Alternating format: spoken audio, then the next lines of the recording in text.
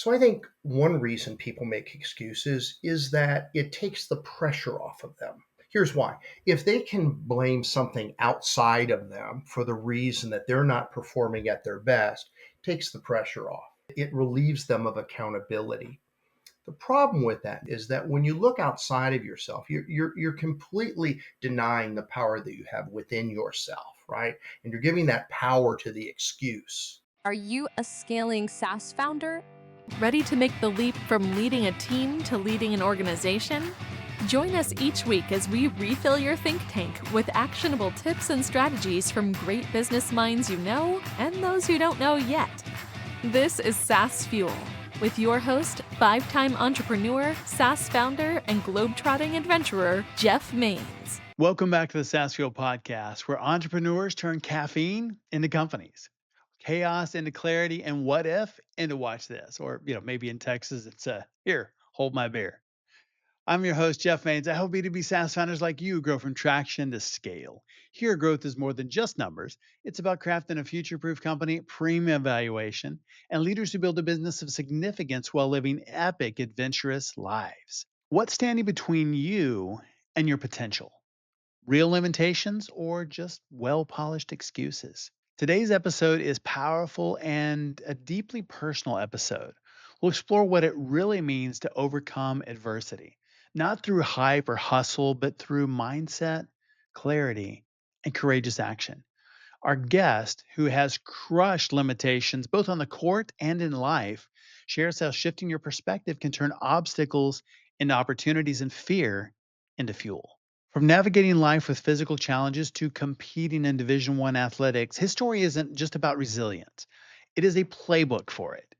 You'll hear why the fastest way to increase your results is to decrease your excuses, how to separate what you can control from what you can't, and why waiting for perfect conditions is often just procrastination in disguise.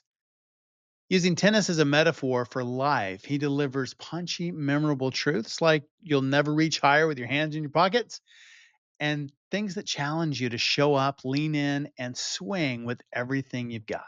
So, hey, if you've been playing it safe, maybe stuck in your head, or feeling limited by your circumstances, this episode might just be the wake up call you didn't know you needed. Let's get into it. Our founder on Tuesday was Richard Walker, CEO and co founder of Quick. He shared how he's eliminating paperwork bottlenecks for millions of transactions across major industries. From early stage entrepreneur to forms automation pioneer, Richard's journey is a masterclass in building scalable businesses through culture, clarity, and customer focus. And then our expert guest last week was Joshua Mong, fractional COO and operational expert. He showed us how founders can get out of the weeds by mapping processes, empowering teams, and building businesses that run without running them ragged. If you missed either one of those episodes, go back and check them out. Such great stuff there. My guest today is actually one of my favorite people that I've ever talked to, and that's big. Almost 300 episodes here in the podcast. My guest today is Roger Crawford, who Sports Illustrated once called one of the most accomplished physically challenged athletes in the world. It's a pretty tall order from Sports Illustrated.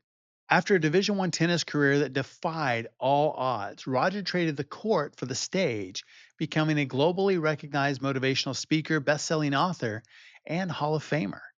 His message is simple but powerful. Challenges are inevitable, but defeat, that's a choice. Roger inspires leaders and teams around the world to break through barriers, silence excuses, and take bold action, starting right where they are today. Welcome, Roger Crawford. Hey, Roger, welcome to SaaS Fuel. Hey, thanks, Jeff. Thanks for having me. I really appreciate it. Absolutely. I mean, your story is incredible. First athlete with paired limb disabilities to compete in NCAA Division I sports. Take us back to that journey. What mindset helped you break through barriers? Yeah, well, thanks, Jeff, for that acknowledgement. I appreciate it. Jeff, I grew up in a family that was very athletic, and that was important to me because I grew up with a physical challenge. Affects all four of my limbs, from the elbows down and from the knees down.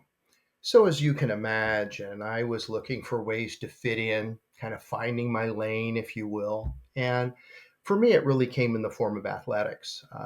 And I began playing different sports like football and baseball and so forth, but a little more cumbersome with my hands and my legs. But found the game of tennis, moved to California from Cleveland, Ohio, and beautiful weather and available tennis courts. And I started learning how to play the game of tennis. And so, how I'd hold on to the racket for the people listening is I began by laying the racket against my right arm, then holding the grip to my right elbow with my left hand.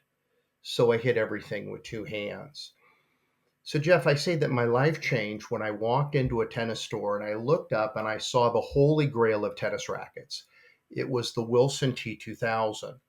Now, there's a few people listening that may remember that racket, but there was the head of the racket, which has the strings, and then two parallel bars that would come down from the head of the racket to the grip. Now, Jeff, ironically enough, my right finger slipped in between the two parallel bars. That's how I learned how to Ah. hold it.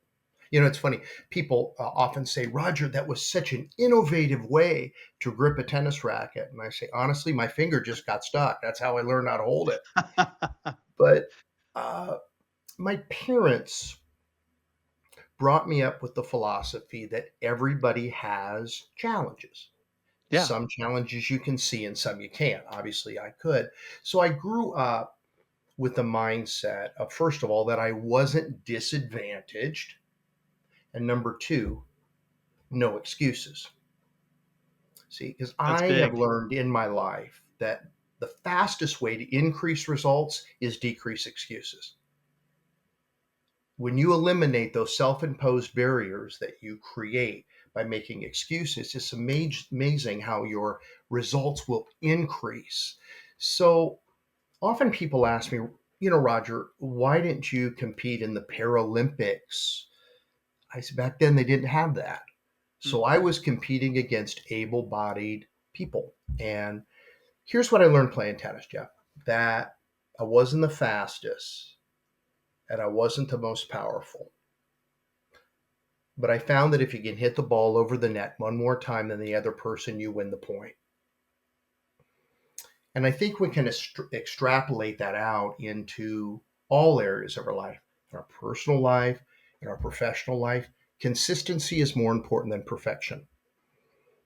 So And when I'm true. speaking to groups, something I say to them is, I believe it's more important to be consistently good than occasionally great.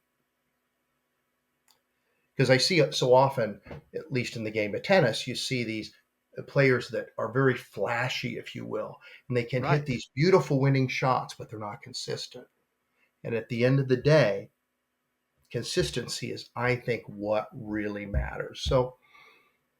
So I grew up playing tennis. Like I said, I played in high school, and then I was fortunate enough to go to Loyola Marymount University in Los Angeles, and I played there for 4 years, Division One college tennis. So it's been um, I've had a really wonderful life, Jeff. I really have, and I know there's people listening that think, "Oh my gosh, here's a guy who's got short arms, three fingers, one leg, half of a foot. Must have had a tough life." And sure, I've had tough moments, but my life's been really good. Challenges are going to happen. They've Sure. happened in your life, Absolutely. they've happened in my life. That's inevitable. But we know that defeat's optional. And so So I, good. I, I guess I've lived my life with that philosophy that, I wasn't disadvantaged, I wasn't less than. Uh, I had a belief that I could compete against able bodied people. The way I competed was maybe a little different, right? But I could still find ways to be successful. Now, I wasn't the greatest college tennis player in the world. I was not good enough to play tennis on the professional tour. But I think in a lot of ways, I became probably the best version of myself. I really look back on my career and I think I loved playing tennis. And I feel so fortunate to have found that game. That's really, really good. You said something that really stuck out to me, and that's the fastest way to increase results is to decrease excuses. I think that's a mic drop moment there. What's the biggest excuse people use that limits their potential? Well, first of all, I think that anybody can find excuses. They're very easy to identify, right? So I think one reason people make excuses is that it takes the pressure off of them. Here's why. If they can blame something outside of them for the reason that they're not performing at their best, it takes the pressure off, right? It relieves them of accountability. The problem with that, Jeff, is that when you look outside of yourself, you're completely denying the power that you have within yourself, right? And you're giving that power to the excuse, right? So I know for me, there were times in my life that I desperately wanted to use my hands and my legs as an excuse. But here's what I found: excuses help you focus in on what you don't have instead of what you do have. In other words, excuses tend to be something that creates this imaginary barrier. And we all know that what really limits us in life, it's often not real obstacles. Many times it's imagined. And there's many that comes in the form of self-doubt, wondering if I can do it. But I think Yeah. fundamentally excuses come in the form of I just want to relieve some pressure off myself. And but excuses they they give you a false sense of security. And what happens, and there's an old saying, Jeff, you've probably heard this, that if you're going to have success, it's going to be painful because you have the pain of discipline, but you don't avoid pain because then you have the pain of regret. And I love Mm, that. really Uh, good. I love that saying, and I think about it quite often because I think, if I make an excuse, I'm not avoiding pain. It's just going to come in a different form. So, when I'm talking to groups, something that I really want to convey to them is you perform at the level that you believe you can. You very rarely, if ever, perform better than you believe you can. Now, how do you increase that belief? Well, I think number one, you can take a look at your past. I mean, I know a bit about you and the tremendous success that you've had, Jeff, over the years, and I'm willing to bet that you have used those past experiences as fuel for your future. Absolutely. You look at, for example, change. Um, Change is also inevitable, and we can make an excuse and say, "I'm just going to wait until things get back to normal." Well, what do we know from our past? We're not going back to normal. So, Right. what I say to audience is let's have a forward to normal mindset. Because when you have a forward to normal mindset, you're expecting change. And when you expect change, you can more easily accept change. And what we know about change, it creates new opportunity. You can't have one without the other. With new opportunities, new possibilities. So, that's what I say to people to encourage them. But to specifically answer your question about excuses, because I think it's a very, very good one. And we all have that tendency, right? Yeah. But I think we always have to ask our question, this question: excuses are not free, It's true. they come with a cost. Because people often say, well, but what if I take this risk and I fail? Right. Okay. But here's another way to look at it: what opportunities might I pass up if I don't take that risk? You Exactly. see when you flip your mindset, you can look at your circumstances much differently. Like for me, people often say, "Would you change your hands?" And I say, "Well, I'm a lousy piano player. That's the truth. Okay, can't avoid that. But the truth is, I don't think I would change my hands or my legs if I had to give up the experiences that I've had. I really wouldn't want to change it. And I know a lot of people are surprised about that, but have them look at their own life, people that are listening. Right. Think of some of the challenges you've been through. Would you give it up? Would you say, no, I'd rather not have it? There's some challenges in life that I think all of us would agree that, they're pretty daunting and you'd want to maybe Sure. not experience those. But I think all of us can see that, we've had gifts and challenges. We're reminded of our own resiliency, Yes. right? of our courage. And isn't it interesting, Jeff? And I know you've seen this in your work, is that oftentimes we underestimate ourselves and we overestimate our obstacles. Yes, 100%. Right.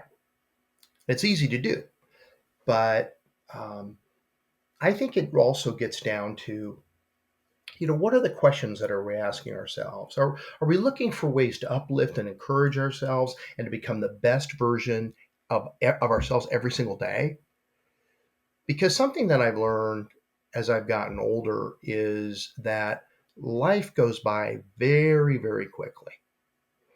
And it's important to seize every day and make that day the best that we can and always do the best that we can. Yeah.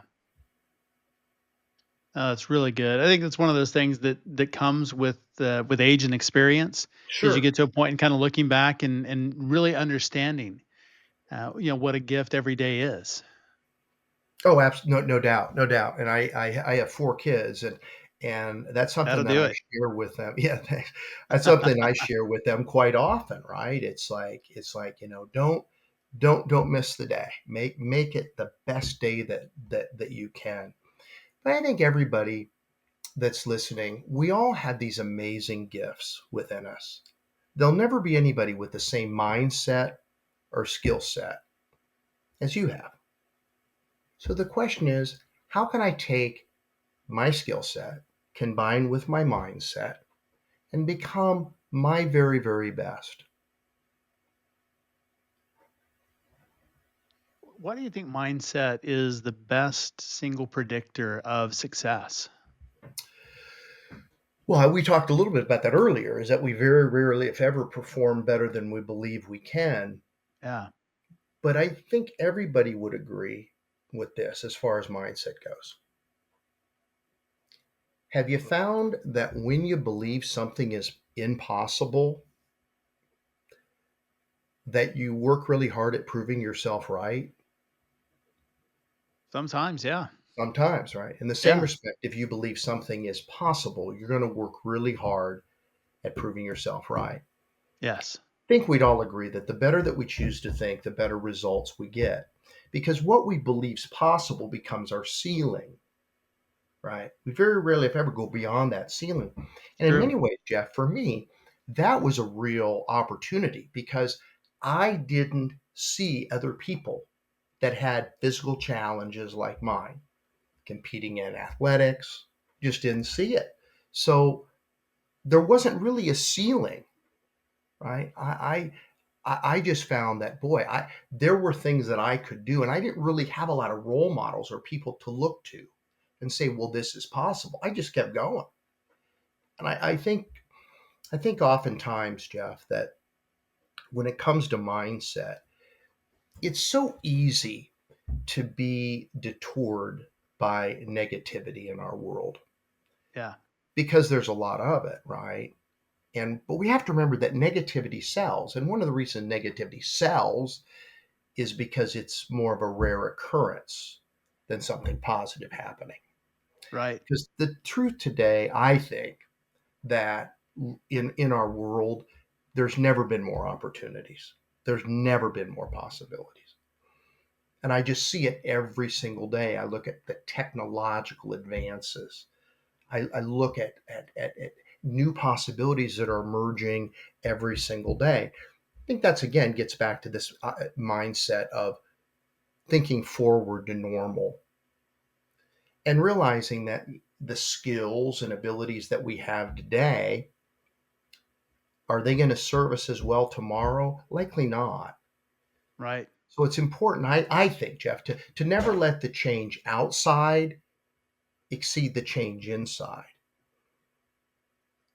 Because That's really ultimately, good. we live life from the inside out. So, in other words, we live in a world that's changing quickly. Yes. It's incumbent upon us that we change with it. One way, like talking about excuses, people waiting for things to get back to normal. Or have you ever heard somebody say, I am not going to use technology? I'm not using AI. Well, the truth is, we're going to have to use that. Right, right. We're It's going not to an have option. I mean, I look at, my business and, as a speaker and writer, and I look at how much that's changed over the years. And for people listening, no matter what business you're in, it's going to continue to evolve and change. So the question becomes, how can you then seize those opportunities? And how can you be ready? Because I don't think anybody can accurately predict the future, but I do think all of us can prepare for the future. So, in other words, instead of trying to spend a lot of time just in prediction mode, what's the future going to look like? Why don't you put yourself in preparation mode? Preparation meaning always getting better. That way, you're going to be successful no matter what happens. Yeah. Yeah. So along with it, what are some of the key mental strategies that can help push us beyond our limits of those limiting beliefs that we have, and how do business leaders apply those? Well, I think that's a great question, something that immediately comes to mind, Jeff, which is a simple mindset set strategy, but challenging to master. And here it is: separating the controllable from the uncontrollable. And why is that important? Well, I mentioned earlier about being the best piano player, right? Or not being a great piano player. Well, let's Right. think about that for a moment. Let's see if I put all my energy and effort into being, right, the best piano player that I could. Be pretty frustrated. Right. The point is that there's some things in our life, circumstances we can't control. So then we have to shift that into what we can control. What can we influence? What can we impact? And spend our time in those areas. An example for us in our personal life is that we all have our giftedness and we all have other areas in our life where we're not as gifted.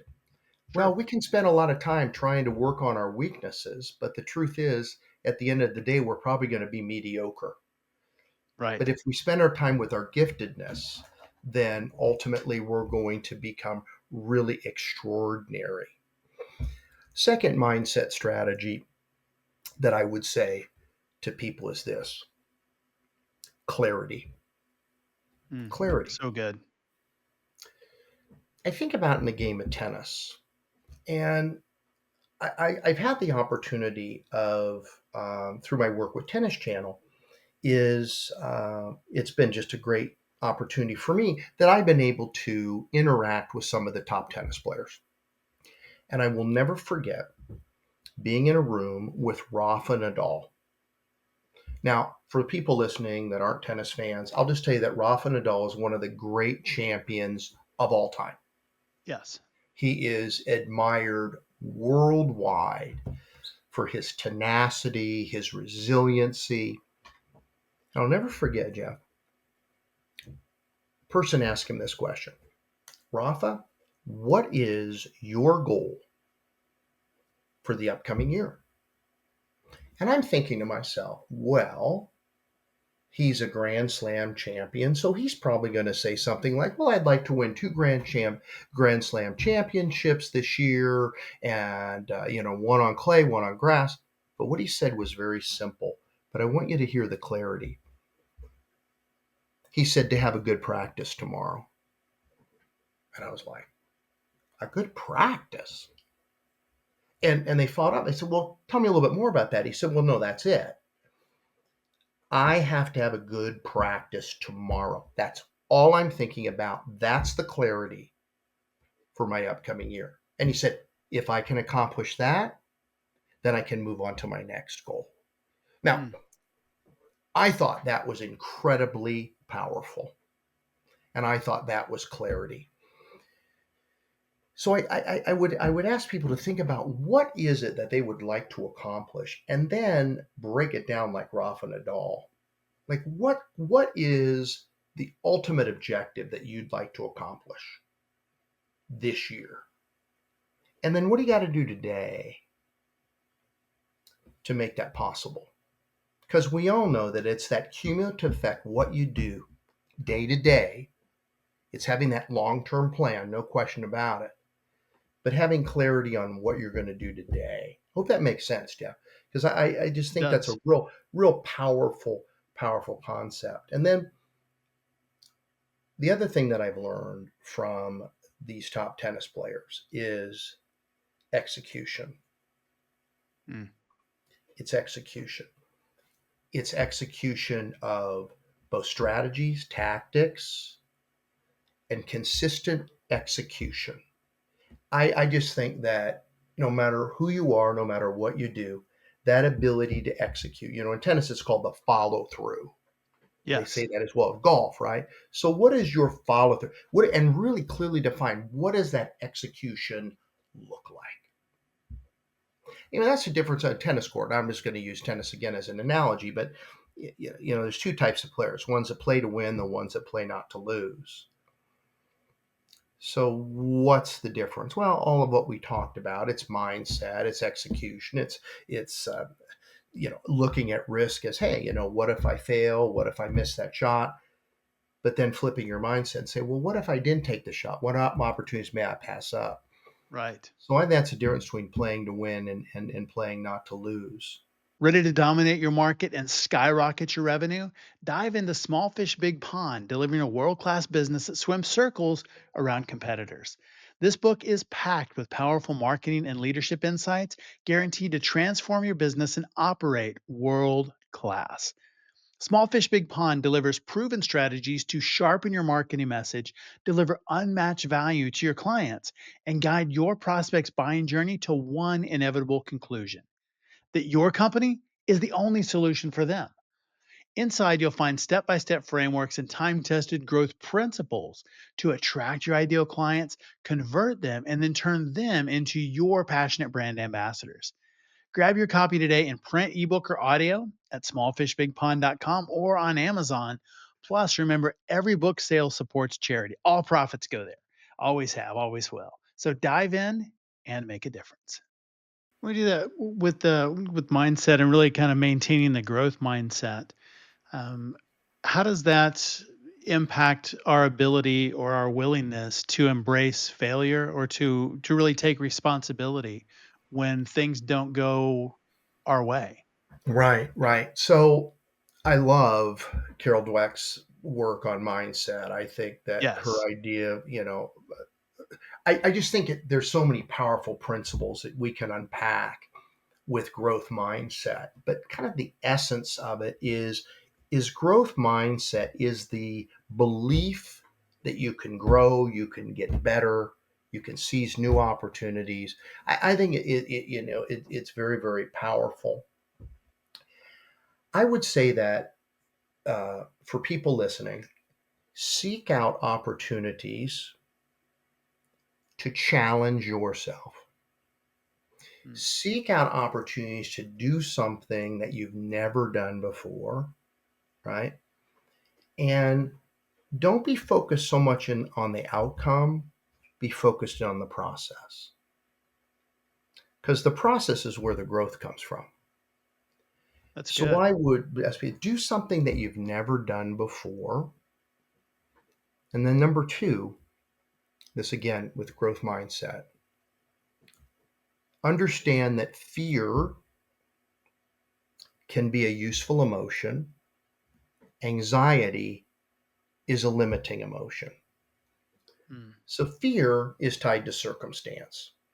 So, what I would say to people listening, if you're going to move from the known into the unknown, it's reasonable and understandable you're going to experience a little bit of fear. And I'd ask people to think about some of what they've accomplished in life. And would they agree that fear was part of the process? Okay. Because you're, like I said, trying something new, challenging yourself to be your very, very best. But anxiety is fundamentally different than fear. Fear is present focused, anxiety is future focused. yes. Anxiety is the anticipation of a negative event, whether it occurs or not. It's the negative use of mental rehearsal.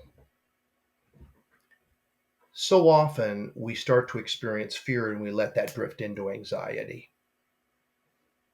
That I makes say to sense. people, just embrace fear. Embrace it. Embrace it. And if you are reticent about embracing fear, ask yourself this question. What's happened in the past when you've embraced it?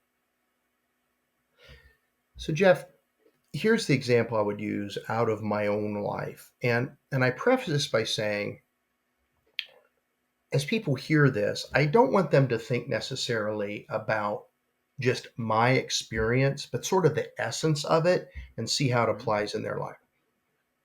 When I was growing up, I had tremendous anxiety about shaking hands with people.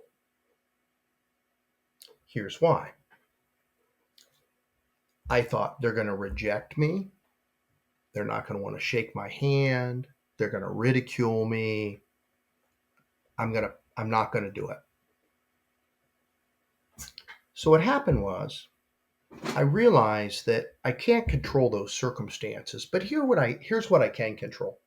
I can control the meaning that I attach to my circumstances. So That's the good. truth is, the truth is, Jeff, that when I am out in public and I'm wearing shorts, short sleeve shirt, people look at me twice and people wonder, like, what happened to him? I used to say, that's rejection, that's negative, and it would limit me because whether it be shaking hands with people, going out in public, maybe I wouldn't wear shorts. But here's what I found. Circumstances are the same, but here's the meaning. Curiosity, Yeah. right? Curiosity. I'm okay with curiosity. Rejection, not so much. Right. I'm okay with curiosity. So here's what's happened, Jeff. So whenever I speak, I say to audiences, I'll be around afterwards. It doesn't matter what size of the audience, I am always the last person to leave the room. And I say to the audience, if anybody'd like to say hi, be an honor to meet you in person. And I'm going to reach out and I'm going to shake your hand. And then I joke, I say, you don't need to speak loud to me, because people somehow think that if you got some sort of visible physical challenge affects your hearing. I don't know where that comes from. But I don't anyhow, know either. but anyhow, and here's what's interesting. And then I say to them, and I want you to know how much I appreciate it because you allow me to confront a fear. And it's like, whoa. Because I'm not saying that I've come to the place that I'm totally comfortable with it. But here's what I Right. will tell you. I know all the opportunities I passed up when I didn't shake someone's hand. Mm. Okay. And when I've embraced this idea of curiosity, it's amazing that that's what I found. Because you usually find what you're looking for, right? Right. Yeah, yeah, yeah. So Yeah. that's what I see now. And I remember when my wife and I got married, I said to her, we went to high school together, and I would say we were high school sweethearts. She didn't know it. Took me some years to talk her into it. That's But great. she said to me one time, she said, Rogers, I got to know you. She says, your heart really was way more important than your hands. And I'm like, wow, how didn't I have that depth, right? How was I like Yeah. so focused in on this? I share that story, which, is I wanted to share it from my the emotional part of my life with the other people listening, and not so much about my hands, but I want them to think about opportunities they may be passing up because of anxiety. Right. And is it real? I mean, you always have to ask yourself, right? Is it out there or is it in here? And the truth is, for me, it was in here. Yeah. It I was think it's how true I for a was lot of us. interpreting. It's like how I was interpreting those circumstances, and it gets back to, as we talked about earlier, as we began the conversation about decreasing excuses. That's another way that we can find those excuses with anxiety. We say, well, what if this happens? What if that happens? Well, Right. what if we change that narrative a bit and say, well, instead of what if and believing the negative, what if, and believing the positive. Yeah. Because you talked about disappointment. And I think something for all of us we have to embrace is that if we're striving to perform at a high level, disappointment is going to be part of the process. Nobody ever goes straight up. So when you look at life and say, gosh, I'm going to face some bumps in the road, I'm going to Mhm. face some disappointments, but you know what? That's not going to get in the way of my desire. And I, something that's always been inspiring to me, Jeff, when I've met people after my presentations or books that I've read about people that have been really successful in their life, what you'll find is they didn't avoid disappointment. They Right. didn't avoid failure. You know what they did? They faced it, they went through failure, and they did it pretty fast. They didn't Yeah. spend a lot of time just dwelling on it, right? They didn't move forward. And that's something I worked on with my tennis players when I was coaching. I would say to them, you know, they miss a shot, next, move on. Right. Can't Next change it, point. can't live in it, can only learn from it. Yeah. And because so often don't we it gets back to excuses. People make excuses when they spend a lot of time living in the past.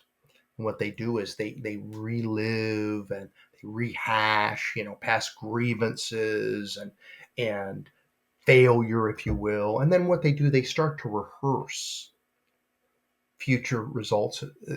We start to rehearse those results in the future, if you will. Right.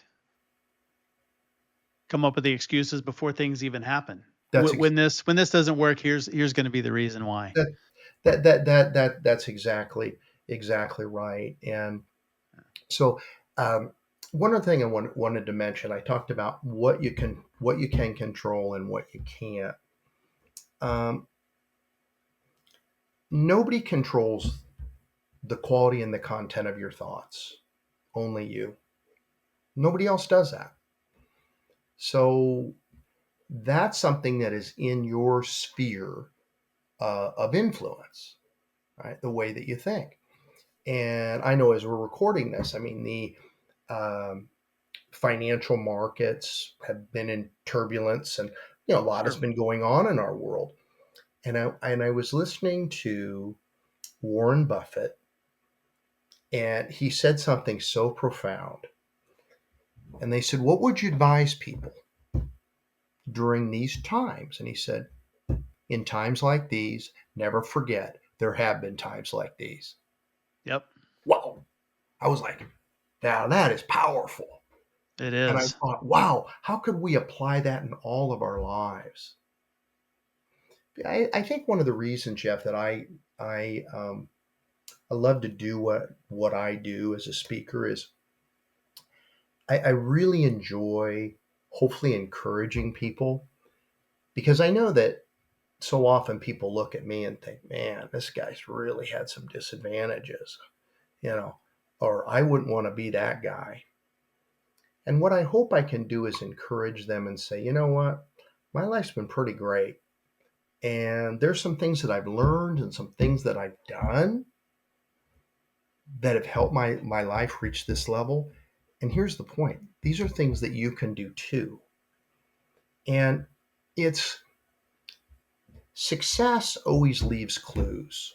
Yes, it does. It always does. And if you look at people that are, you know, we can always identify some of those clues and then we can apply them in our own lives. In our own lives. And so I hope I hope that people find that as an encouragement because I think the big turning point in my life was when I started to accept the fact, you know what, I'm not disadvantaged. And as soon as I embraced that, Jeff, it was amazing how the trajectory of my life changed. I wore artificial hands when I was younger. I was probably 12 years old. And I thought they would change my life. And they did. First of all, I remember thinking, what do people do with 10 fingers? This is weird, right? poking myself in the eye. It just seemed weird, right? Yeah. And they were cosmetic. They weren't functional in any way. Yeah. But I took the hands off, but still couldn't find the courage to take my hands out of my pockets. Mm. And before I say the next thing, I want to, for people listening, to think about people that have made a difference in their life and think about how they can be a difference maker. And what I mean by that is we never know the encouraging words we say to someone else, how that's going to land. Okay. In other words, Yeah. how that's going to impact their life. So here's what a coach said to me: Roger Crawford, you'll never reach higher with your hands in your pockets. Wow. Huge. Changed the trajectory of my life. Yeah. Now, for people listening, how does that relate to their life? Well, if you're at a place where you are have your hands in your pockets, metaphorically, you can reach higher if you take your hands out of your pockets. Yeah. Wow. If you just unleash, right, your capabilities, your giftedness. So then I say to people that I learned how to throw the javelin, and I didn't set many records, but I certainly kept the crowd alert. That's great. Well, I think it's really insightful to think about that because a lot of people, I think, see obstacles as stop signs. Sure, And so they see, a limitation. They go, well, I just it's not going to work, or I can't do that, or it's time to pivot. I mean, I say that all the time in business. I hear that so sure. much. But how do we train ourselves to see those challenges as stepping stones rather than roadblocks? A great question. So I'm going to again use uh, use some of what I've learned playing tennis. And as I say this, you don't have to be a tennis fan. This is really not about tennis, about life. And so when I was coaching my players, and they would miss a shot or they would lose a match, I would always say this to them: failure is feedback. Mm. It's not a defeat. So, how can you take that quote unquote failure, or let's say obstacle, right? And what can you learn from it? Because if you hit an obstacle and it holds you back, you don't want to waste that. I think about you, Jeff, as an entrepreneur. I think of how many times that you must have come up against an obstacle, right? I mean, many, of course. Yes. But then that obstacle provided you some information, some insight that then you were able to change direction, change approach.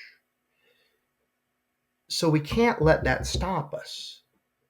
See, because oftentimes people say failure is the end. No, no, no. Failure is just feedback. Yeah.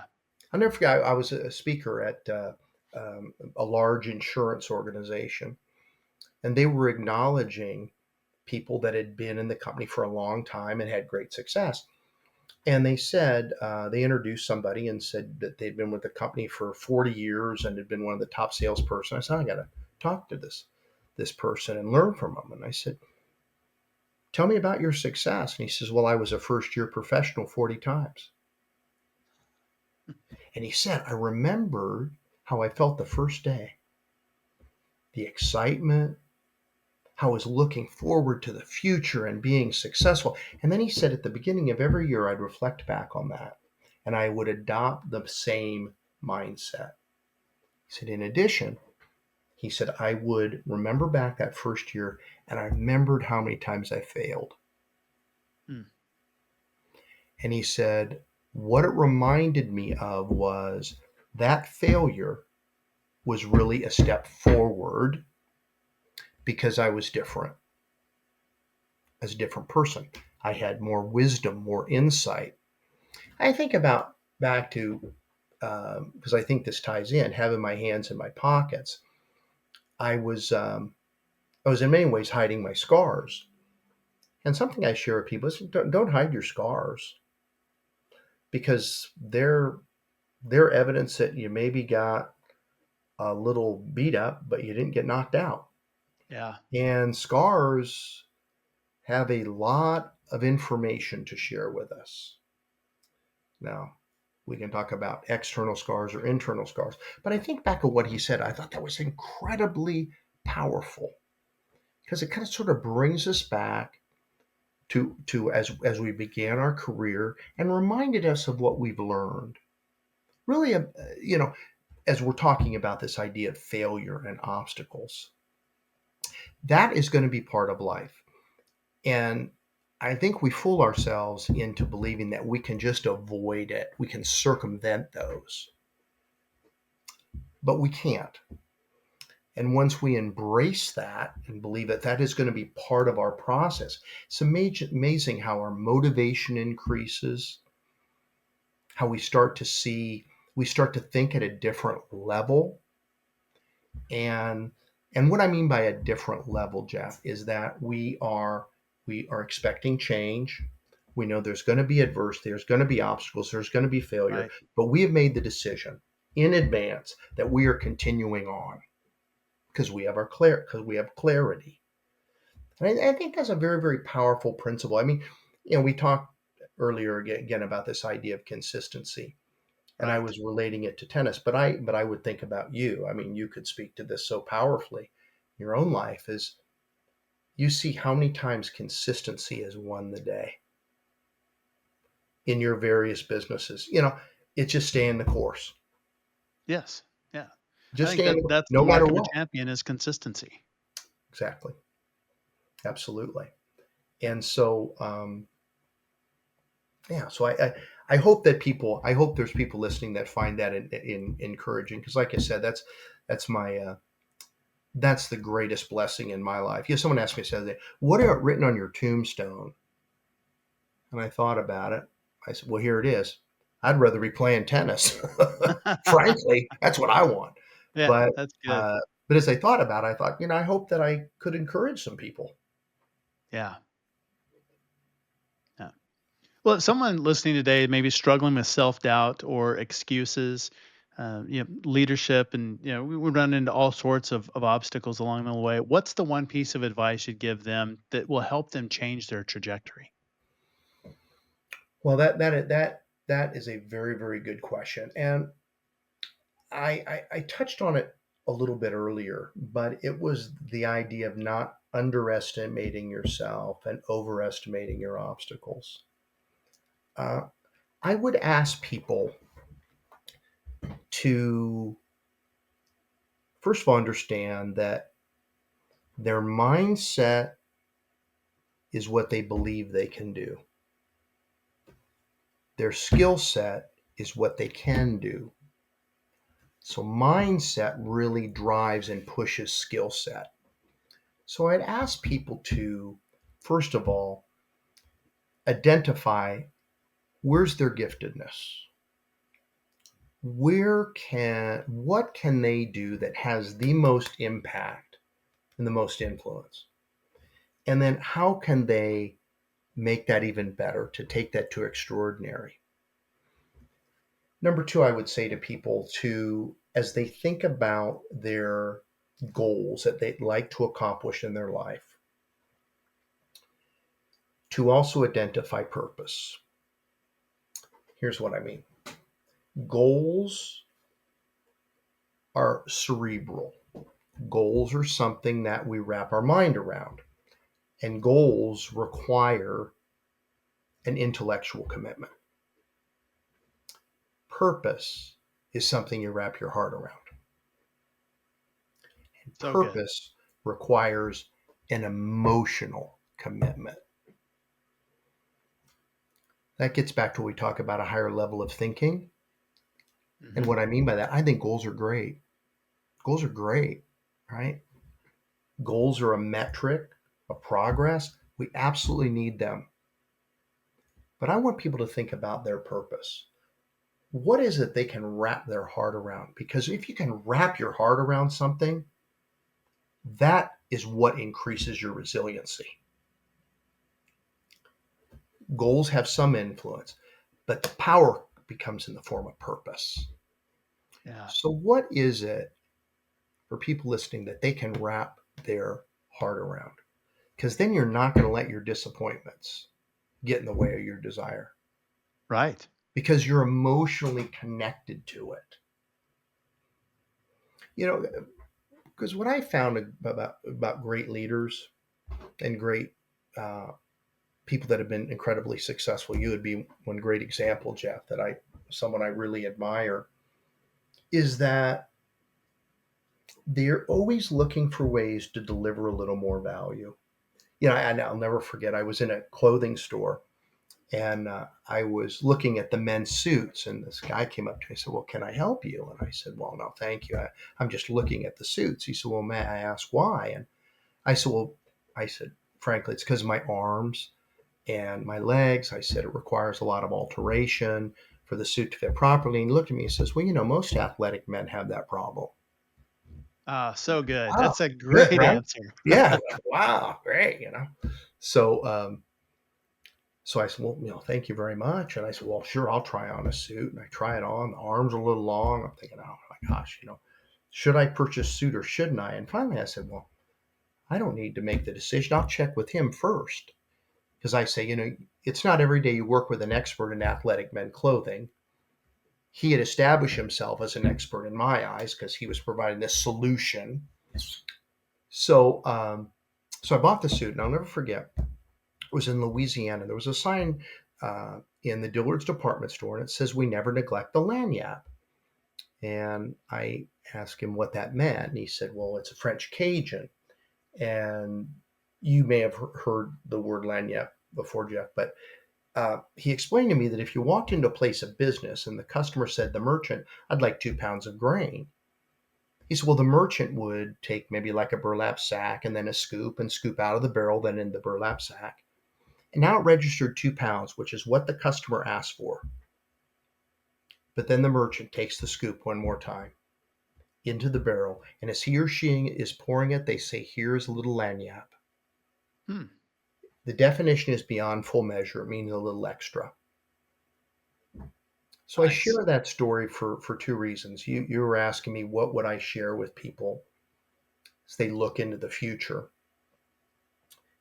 Is where can you deliver a little lagniappe, little extra? Because people talk about the marketplace is competitive. Sure it is. But how are we distinctive? Well, there may be other people that have similar solutions, but they're not able to deliver the same lagniappe. Now, lagniappe doesn't have to add to the bottom line. I'm just saying, what is it can you do in your life and in your work that adds a little more value? Because look at the most successful people in our world today, most successful companies, or Yeah. think about who we choose to do business with. Right. Are there other people that would have a similar solution? Of course. Likely. Yeah. But what keeps you coming back? It's often the lagniappe. I have a good friend So of mine good. who's an amazing entrepreneur, and he has a very very large company, and it's $1 billion business, privately held company. I'll never forget. I shadowed him one day, and I walked into his office, and there he was writing notes, handwriting notes on these cards. And I said, "You do that every day?" He said, "Every day." I said, "For how long?" He says, "1 hour." I said, "But today's world, isn't email easier?" And he said, "That's not the point." Right. He said, "I read," and I thought, wow. And he's writing it to his employees, his customers. And it's not asking for something necessarily. It's just, hey, just thinking about you, those principles are so incredibly powerful. And that's what makes us distinctive in the marketplace. And that's what can make us distinctive as human beings. Where can we add that little more value? So good. Well, where can people learn more about you online? Well, thanks, Jeff. So they can go to my website, which is rogercrawford.com. It's ROGER Crawford.com, or they can connect with me on any social media channel. It'd be wonderful to connect with them. And I'm just so honored to be part of your podcast, Jeff. I really, really appreciate you having me. Absolutely. Thank you for being here. And everybody should go to the website. We'll link it all in the show notes. And think about booking Roger for your next event. I mean, this is just a small taste of what's possible and the value that he brings. And again, I really do appreciate you being here. It's been extremely Thank you. valuable. Good. Okay. Thanks so much. Thanks again, Roger, for coming on the show and sharing your insights and resources. Like I said at the beginning, Roger is one of my favorite interviews so far. Exceptional speaker, tremendous wisdom, and an amazing human all at the same time. Well, you can learn more about Roger at rogercrawford.com and definitely think about booking him for your events. Amazing. As always, all links, highlights, resources, and full show notes are available at saasfuel.com.